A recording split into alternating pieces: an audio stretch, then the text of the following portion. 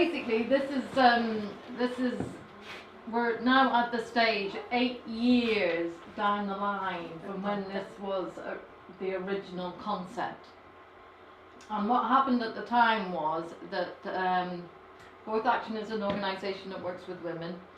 There were quite a few women within the network who were interested in self-build as a way of looking at potentially, homes for themselves for the future, or generally just having an interest in self-build.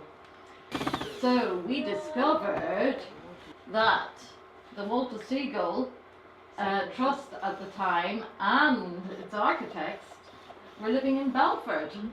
So we had a woman, Mary Kelly, who could give us some insight. So Mary actually came along and did a training day with us around looking at, what was involved in a Walter Siegel construction.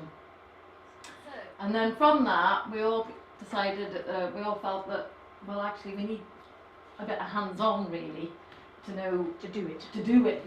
So we looked around at various options to look at actually building a building, so that we could get the hands-on skills to do it and look at how it all went together. So we had a few different sites, but we've ended up here, this site we leased from the county council. So timber framed construction. So basically, layers of timber.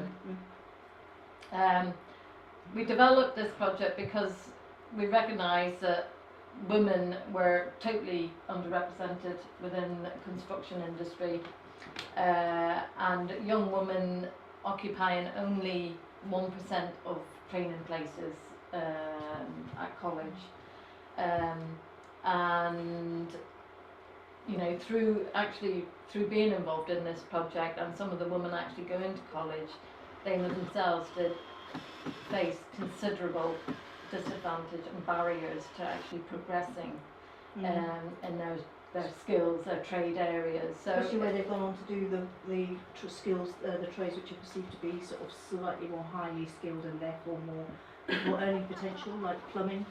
Found, so people have been in electrical training. I did the 2 years in college, and the lads just kept nicking me tools. Yeah, exactly. It's an area that's underrepresented by women. It can be difficult for women to get into the training even, and when they're there, quite often they do face a lot of discrimination, disadvantage in various ways. So this project was a way of creating a space where women could do bits and pieces, could learn some of the trade in an environment where they weren't having to face all of that. Well, today has been a celebration event for the Women's Workshop, and there's been various celebrations within that. It's been great to open this building and to see people using it, and we intend to use it as our office space and meeting space for activities. So we're now going live with this space. But I just want to say a big thank you to everyone who's been involved in this building, because it has been a huge piece of work that has involved different people for different lengths of time across the 8 years that we've been doing it, and we'll still be doing it for a few years to come.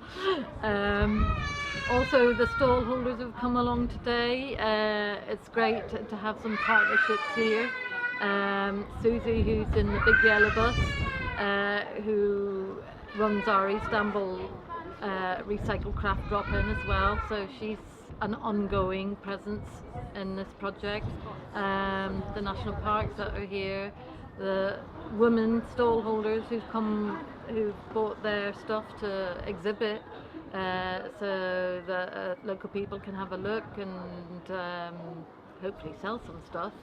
And NatWest for coming and presenting the check today, which will support our employability activity with women in Amble, but also right across Northumberland.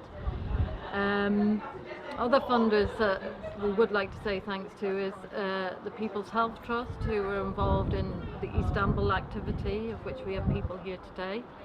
Comic Relief that have funded the summer activities, which have been highly successful and very well received by the community, and everyone else who made this project possible. Thank you.